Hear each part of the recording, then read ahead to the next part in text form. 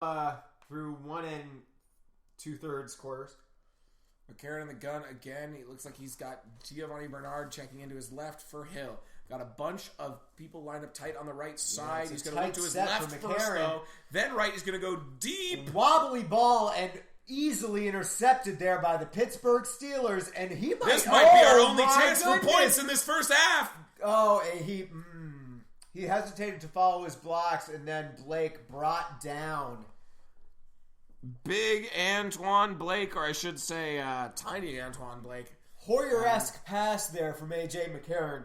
We've seen it was a lot a of that lame today. duck. You really could see as soon as that, and I'm pretty sure A.J. McCarron knew it too. As soon as that ball left his hands, it was wobbly. It wasn't.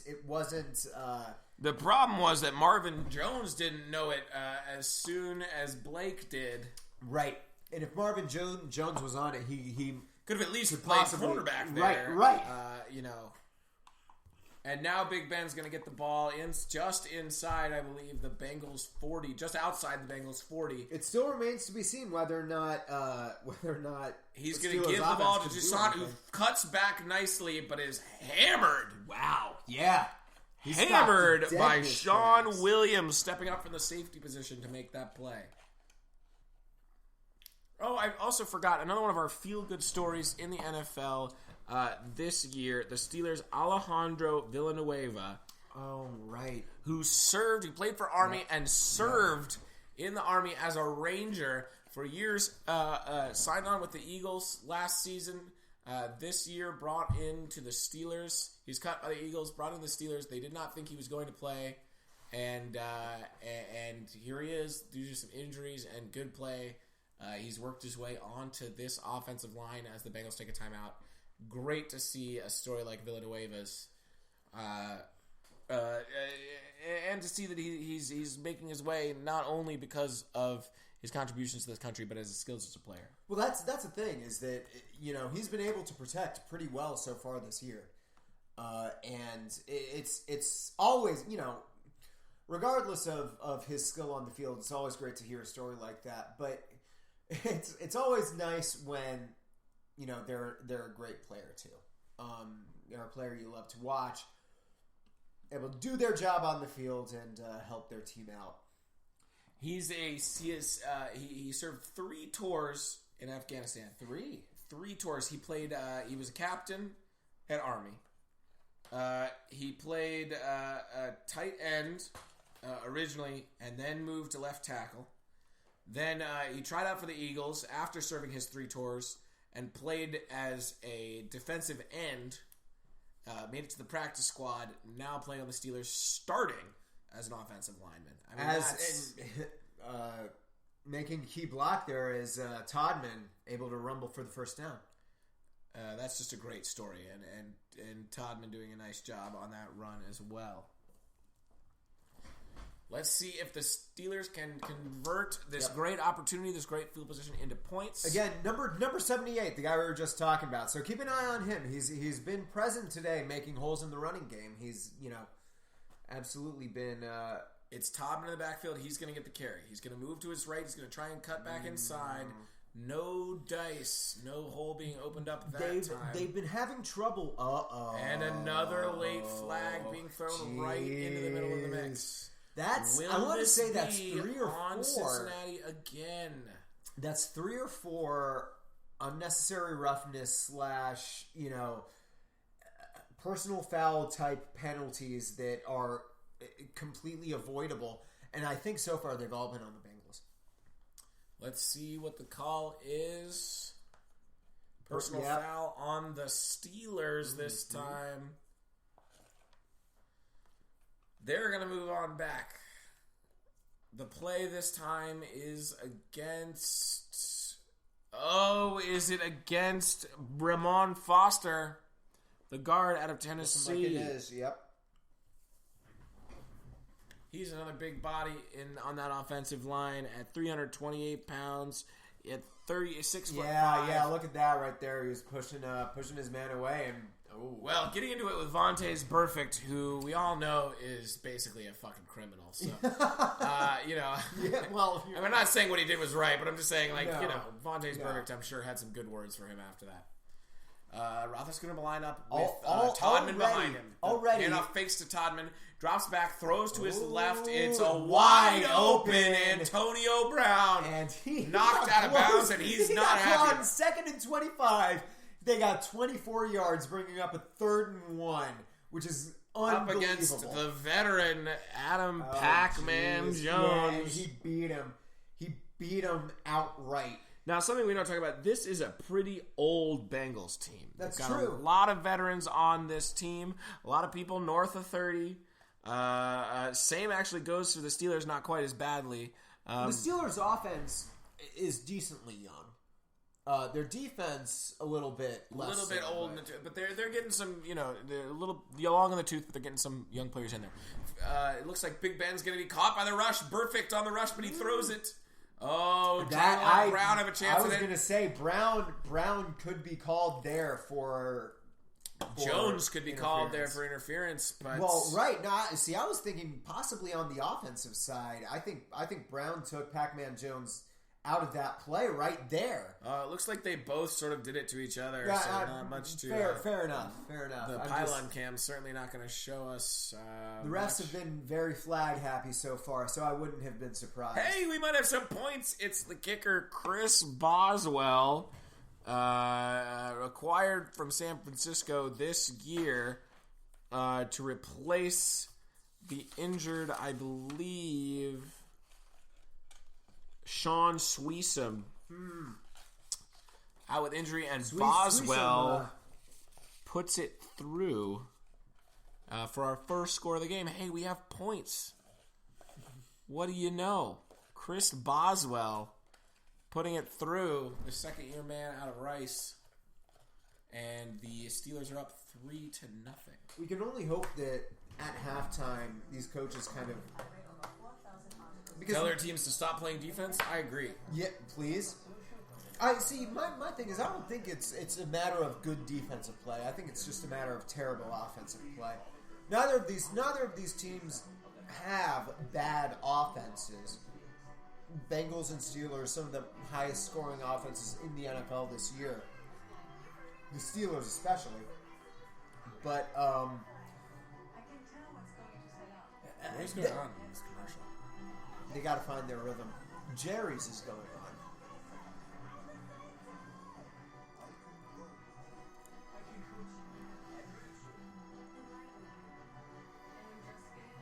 That lady had robot legs. Oh, this is it's that guy who. It's that computer that killed Bobby Fischer. No. We're not talking about Deep Blue now. I don't think so.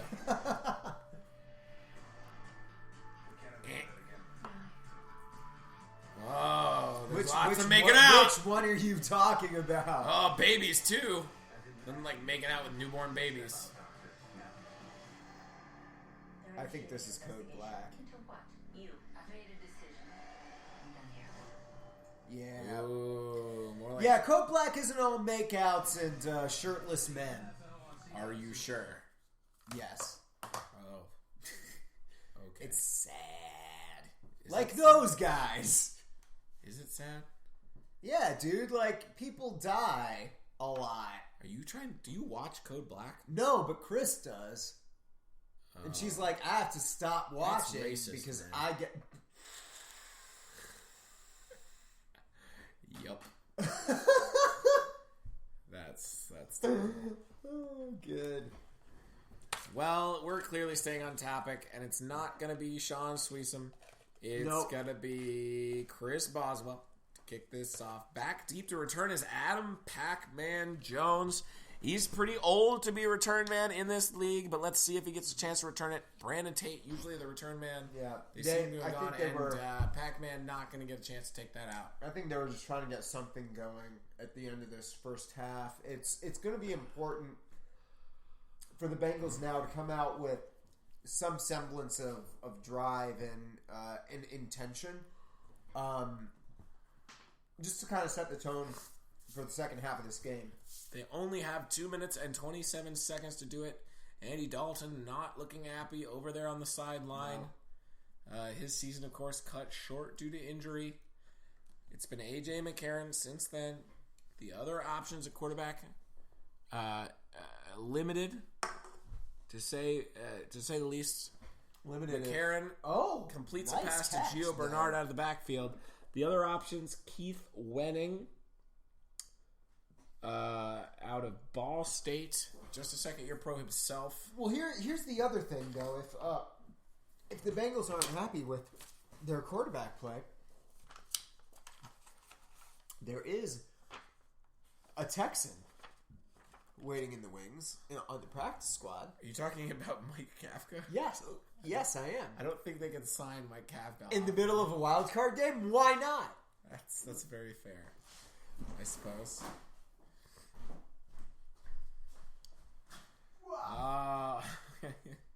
As my broadcaster retreats into the shadows. We've got McCarron in the gun. He's got Gio Bernard lined up to his right. He's got 3 men out wide left, 1 man out wide right. Looks like the Steelers are going to bring the heat. The Bengals are going to adjust. McCarron changes the play up. He's pointing out the defense, and he takes the snap, looks to his left, now looks right, fires. Oh, man. A little too high for A.J. Green trying his best to corral that ball. Getting a few pats on the head there from Mike Mitchell out of Ohio University. A good effort. Probably the best effort he could have made on that ball. That's a dangerous pass, though, if Green doesn't get his hand on that. Oh, it looks like Antoine Blake taking a big shot in the chest. Not good. Don't you dare. Don't you fucking dare. Hey, I wanted to see. Isn't this the one with? No! Oh, I'm sorry. Oh, it's a Bud Light commercial. Sorry. It also has we're drinking Coors Light here. Those bottles look terrible! They do look terrible, actually. Oh. And again, the Michael Bay Benghazi movie that we all didn't know we needed. Yeah. Starring Jim from The Office. Yeah. Like, if you had said to somebody 4 years ago, hey, there's going to be a major political crisis in Syria? Yeah, it was Syria. I think it was Syria. Uncultured. I don't know things. Libya, not Syria. Yeah. I'm an idiot. So there's going to be a major political conflict on September 11th. In Syria. Yep. And then a few years later, Jim from The Office and the guy who that just made directed the first Transformers movie are going to be making a movie about it. I'm not sure what we would have said. I would have said, you're high. I want to watch that movie. I would have said, I don't know if I want to live in that future. Yeah, but I think you and I disagree on how much we like watching the world burn. You get sad and stuff when the world burns. And I didn't used to get sad. I don't know what happened. You started caring? I don't know if that's it. Go fucking Panthers! And go Honda! The Panthers, divisional the rival. official team of Hyundai Sonata. Oh, my co-presenter here might be a little intoxicated because he's a This is a really good show. He's a fan of the Atlanta Falcons. Their divisional rival seems to be his favorite team. That's the thing. I root for the Falcons, but I love. He also has the hiccups. I'm so sorry. Kevin Huber to punt. Tripped got up. Rolled into there, and a fair catch called for by. It is still Antonio Brown returning the kicks. We're going to be starting off around the 25-yard line. Oh, I'm glad that you managed to get that sentence out so straight-faced. Shut up! Hiccuped your way through claiming that the Carolina Panthers were the best team on earth. I didn't say that. I said the Carolina Panthers were the official team of the Hyundai Sonata. Car. I think you tacked car onto the end. A.J. McCarron has not been looking at his number one receiver, A.J. Green. The AJ to AJ connection not there so far. No, thank you for pointing that out. I actually totally missed that. I did. I'm not even joking. Stop hiccuping when I can't! Only hiccup when I deride you. All right, but now we're talking about the Steelers offense. Big Ben in the shotgun. He's got 2 men out